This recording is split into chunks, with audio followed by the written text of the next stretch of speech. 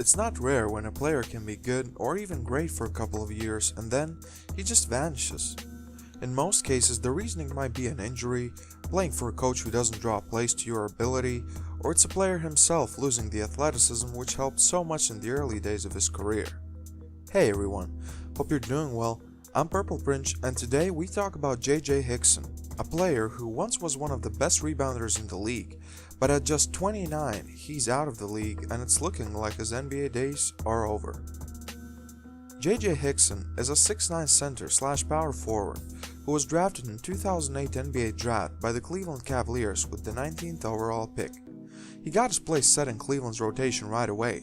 In his rookie season, Hickson was mostly a late-game substitution, playing around 11 minutes per game. With every season, Hickson improved.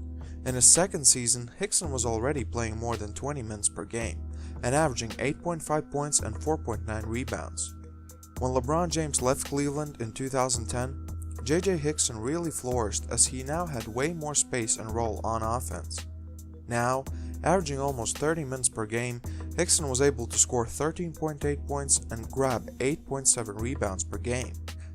Seemed like J.J. Hickson was a keeper for the Cavaliers, and some analysts were quick to announce that J.J. Hickson in a couple of years might be an all-star. Hickson was an excellent rebounder for his size. At 6'9" and 240 pounds, he was somewhat undersized at his position, but he had freakish athleticism. He also had an ability to knock down mid-range shots, which was just another cherry on the top. Cleveland didn't thought high of Hickson though. After 2011-2012 season, Cleveland traded Hickson to Sacramento for Omri Caspi and a protected first-round pick in the 2012 NBA draft. Hickson hardly played any games in Sacramento and basically was a forgotten man. It's mind-boggling because just last year he was talked about as a future All-Star.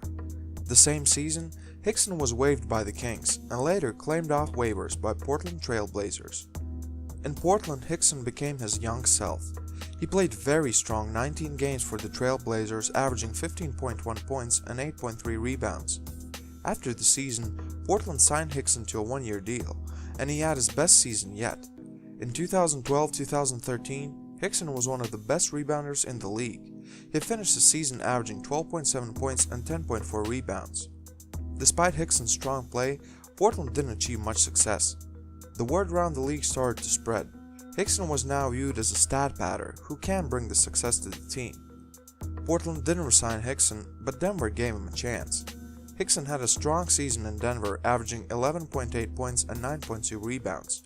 Unfortunately, on March 22, 2014, in a game against Dallas Mavericks, Hickson tore his ACL. His season was over. Next season, his production suffered. Hickson recovered pretty quickly, but now was playing only 19 minutes per game, which in order damaged his production. 7.6 points and 6.2 rebounds per game. And not only that, Hickson was suspended for the first 5 games of the season for violating NBA's anti-drug policy. Next season, he played even less, around 15 minutes per game, and eventually got waived by the Denver Nuggets, and picked up by Washington Wizards, where he played only 15 games and around 8.7 minutes per game. And then, at just 27 years of age, he was out of the league. He played 2 seasons in China and on April 2, 2018, signed with Champil from Lebanese Basketball Federation. Never mind the basketball career, Hickson was arrested in June after breaking teenagers' nose during armed robbery. Jesus. So what happened to J.J. Hickson? Just 7 years ago he was viewed as a potential all-star and now he's going nowhere. I think the biggest reason for that was his ACL injury. ACL injuries are hard for any player, especially big men, and even though J.J. Hickson wasn't as big as other centers, it still impacted him greatly. Watching his footage from Denver after his injury, it just seems that with an injury he lost some of his athleticism. For an undersized center, that's a very big issue. Secondly, Hickson really couldn't offer you a lot of stuff you would need from your center in the modern day NBA. He never was a great passer, so he couldn't fit certain schemes, and he didn't have that great of a talent for a team to totally rearrange everything on offense just to fit him. The third reason would be his personal problems, which could totally be related to his injury as well. After coming back and seeing that he's not the player he once was, he somehow got lost. The June arrest is just an example of that. Whatever the real reason is, it's clear that he isn't ready to make an NBA comeback just yet. And it's sad because he's just about to turn 30. He might have had a lot of years in the league. Let's hope he comes back, and if he doesn't, let's hope he at least keeps himself out of trouble. What are your thoughts? What happened to J.J. Hickson? Did the injury ruin his NBA career, or was it something else? Leave a comment below, like this video, and subscribe for future NBA content. Thanks for watching. This was Purple Prince, and I'm out.